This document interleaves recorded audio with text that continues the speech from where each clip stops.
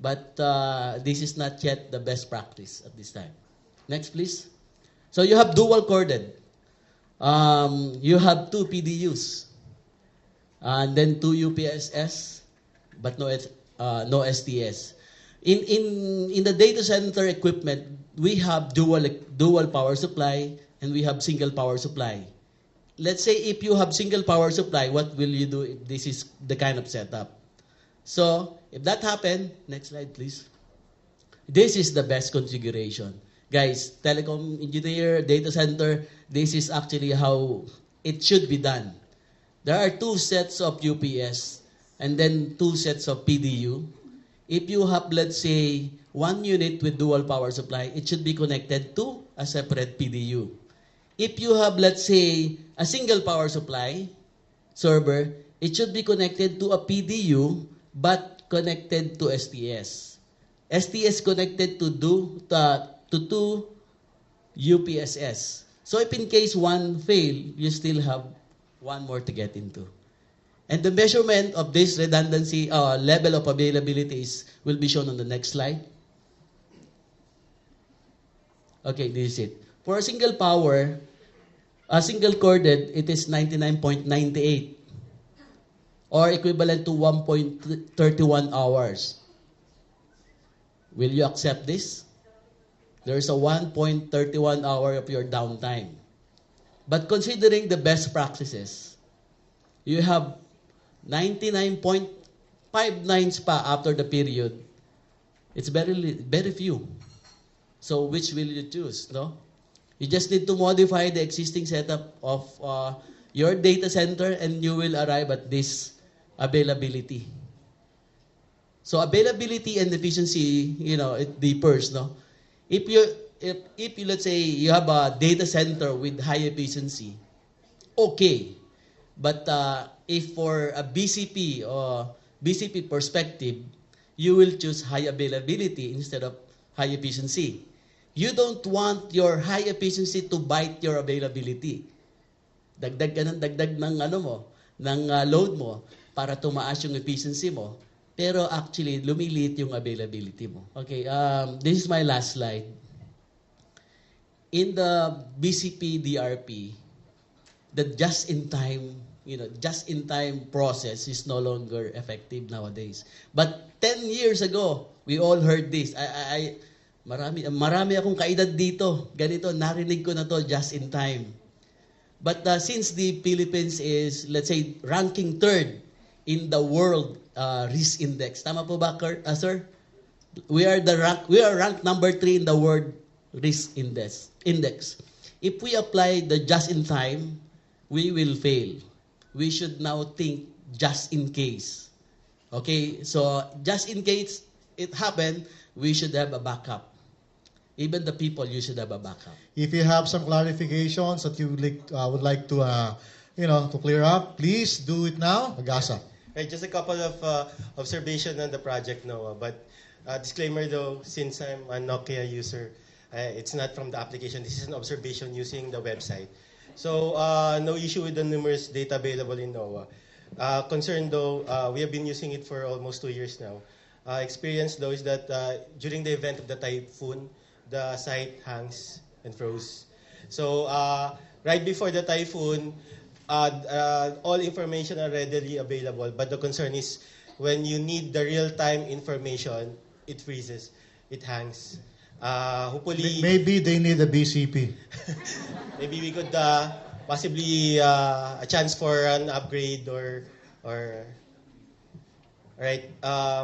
Then second question. Given that we have a lot of rain gauges a while ago, we saw from the presentation, I think every 15 minutes of rainfall, and we know all these places. Given that we know the strength and the direction of the typhoon, can we now forecast rainfall? All right. And then lastly for HGS, you mentioned a while ago you guys are providing hourly update in a level 3. Question is, given the observation that say Pag-asa updates normally 2 to 3 hours instead of 1 hour, especially let's say rainfall warning of orange, the next update will come into the next 2 to 3 hours. What do you report in between? can we forecast the rainfall in the next hour, given that we have more than 1,000 rain gauges? I would say yes, we could forecast because we could actually see the moisture availability on the atmosphere using our radar system.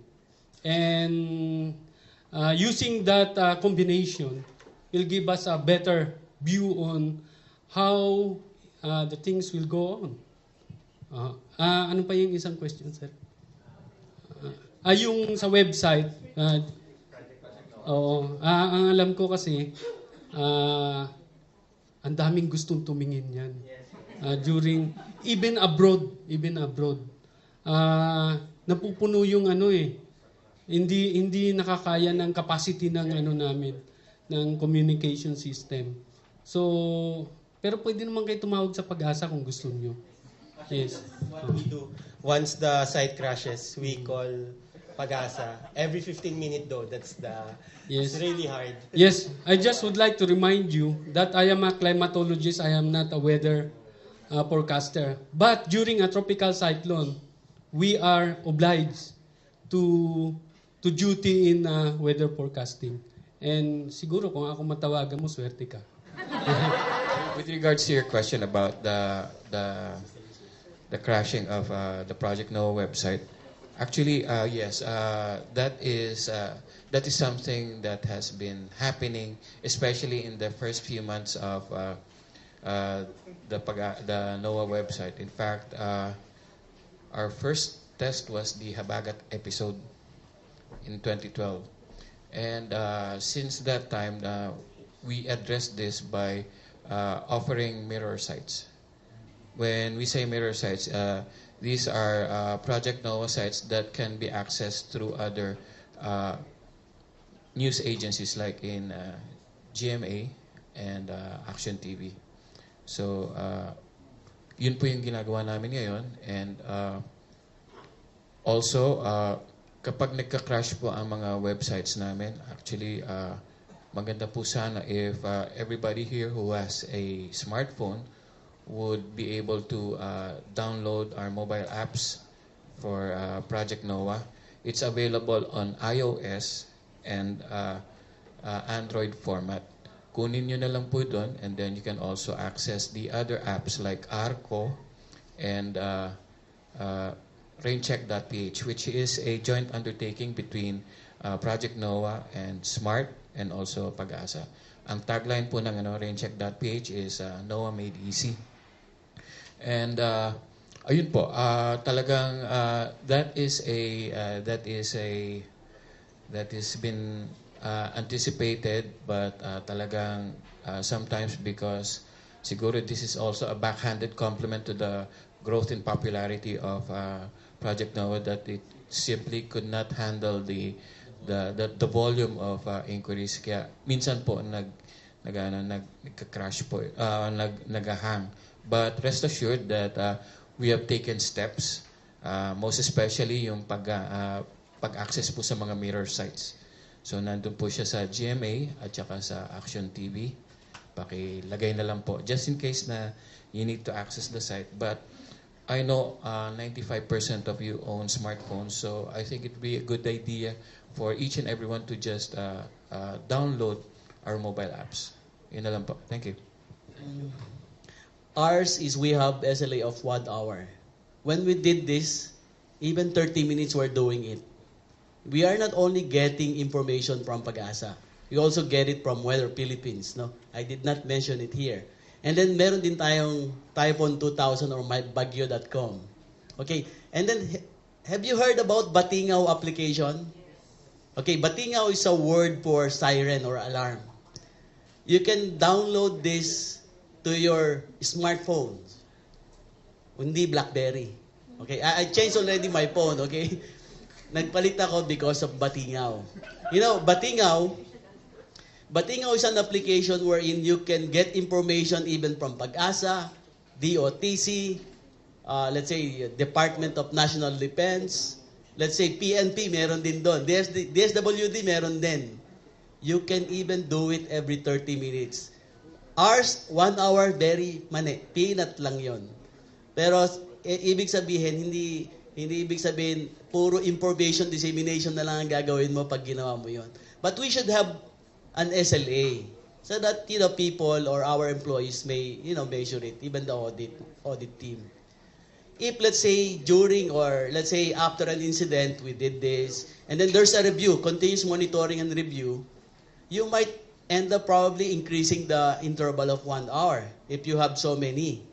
If you can send so many information or so many, let's say, status report to our employee, even better. If, let's say, what you're doing before, you are still seeking for information, what to disseminate, what to do, hindi na tama yon. Dapat automatic na sa'yo pumupunta yung information. That's why, ini-encourage ko, hindi naman ako nagpa-plug ng application na yon, yung Batingaw, but lagi mong dala yung cellphone mo. Kung gusto mo lang, gusto mo makita yung status, just go to Batingaw and then go to DOTC Pag-asa, and then that's it. Makukuha mo na agad yung status. Even real time, meron. Okay? So, if you can download this Batingaw application for smartphones, this is a better tool. This is a good tool you can use. We are actually using this, no? But the official, definitely official is Pag-asa. Okay? I hope I answer your question, sir. Thank you. Just a quick question for Project NOAA. So, from a BCP perspective, there's really two kinds of losses, right? There's loss of sight and then loss of personnel. But really what occurs in the Philippines is a loss of personnel due to the typhoons. Very, very interested dun sa in-update po ni Sir na you kind of project the amount of rainfall for the flooding. And the reason for that is we bump it against MMDA, pero iba yung nandun sa MMDA. Sinasabi nila 50 millimeters per hour for the next ayun na nga eh. So you guys are saying that 30 is excessive, but we have something from MMDA says that the major streets can at least take 50 for 4 hours in a row. So, I mean, once again, nothing against, but do you have a timeline for that particular app where you're saying that these streets are flooding already? Because that would be much better than bumping against other government website information, because sometimes there's inconsistency. With regards to urban flooding, there have been great discrepancies in the measuring of flooding levels. Originally kasi, not long ago, the MMDA and the DPWH were able to codify the flood warning levels because there used to be flood markers throughout the metro.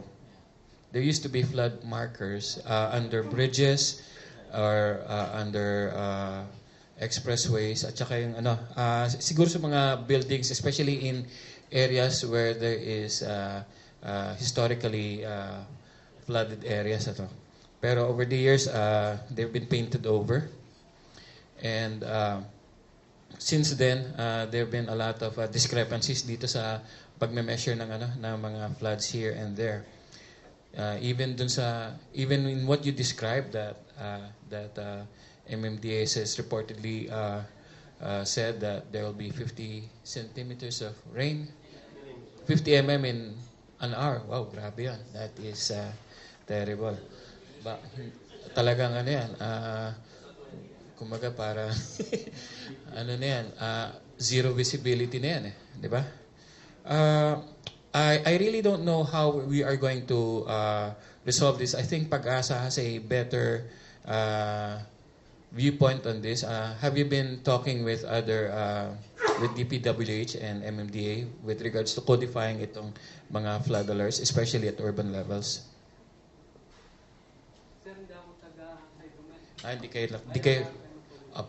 So I'm not sure about the level of warning that we have, but not long ago, maybe 2 years ago, we talked with DPWH because they have this flood FCOS. I think they have this FCOS sa Marikina and especially in Pasig Rivers. Hindi ko lang alam if that is also included sa Maybe we're talking about the rise in flood levels, but in terms of precipitation, I'm not sure if. But That's a good question. I think that is something that should be seriously looked upon para hindi pa wardi-wardi ang mga standards. Ano?